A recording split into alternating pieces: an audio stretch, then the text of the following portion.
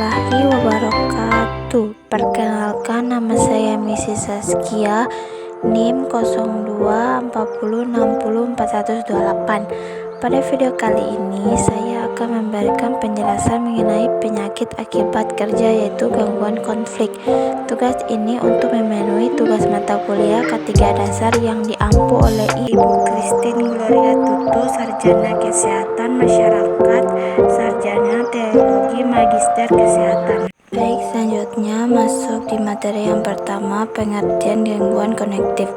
Konektif adalah salah satu fungsi tingkat tinggi otak manusia yang terdiri dari beberapa aspek seperti previsi, visual, dan konstruksi, kemampuan berhitung, previsi, dan menggunakan bahasa pemahaman, dan menggunakan bahasa proses informasi, memori, fungsi eksekutif, dan pemecahan masalah, sehingga jika terjadi gangguan fungsi konektif dalam jangka waktu yang panjang dan tidak dilakukan penanganan yang optimal, dapat menggunakan aktivitas sehari-hari. Berdasarkan pada penelitian yang dilakukan di Manado, menemukan bahwa lanjut usia yang mengalami gangguan konektif sebesar 93,6%. Ramadhani 2012. Baik, selanjutnya masuk di materi yang kedua, penyebab gangguan konektif. Berapa faktor resiko terjadinya gangguan fungsi kognitif adalah usia, genre, ras, genetik, terkena darah, payu, jantung, aritmi jantung, diabetes mellitus, kadar lipid, diagnosis, fungsi, teori, obesitas, nutrisi, alkohol, merokok, dan trauma.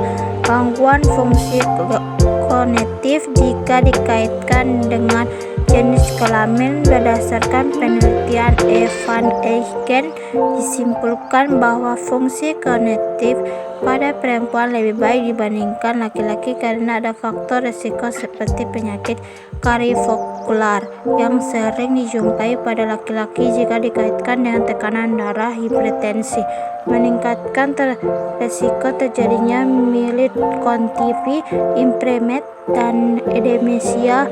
Meta-analisis hubungan merokok dengan demensia dan menurunkan kognitif menunjukkan bahwa pada perokok aktif risiko demensia dan menurunkan kognitif meningkatkan dibandingkan orang yang tidak pernah merokok.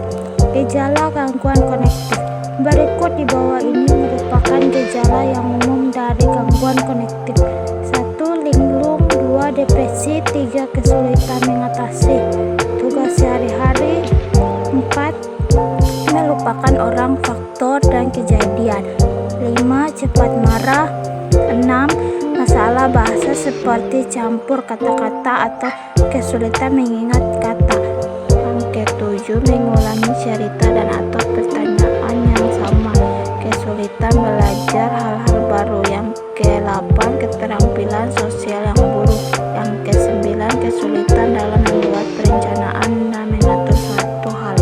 Baik, selanjutnya masuk di materi yang ketiga, cara mencegah dan mengatasi gangguan konektif. Perubahan gaya hidup merupakan upaya yang dapat mencegah sekaligus menghambat perkembangan dari gangguan konektif ringan.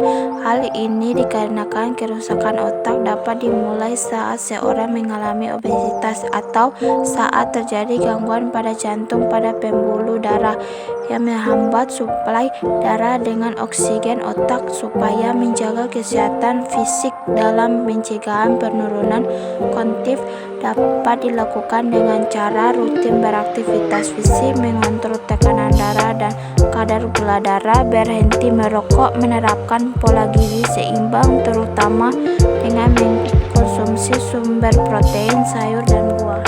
Baik, selanjutnya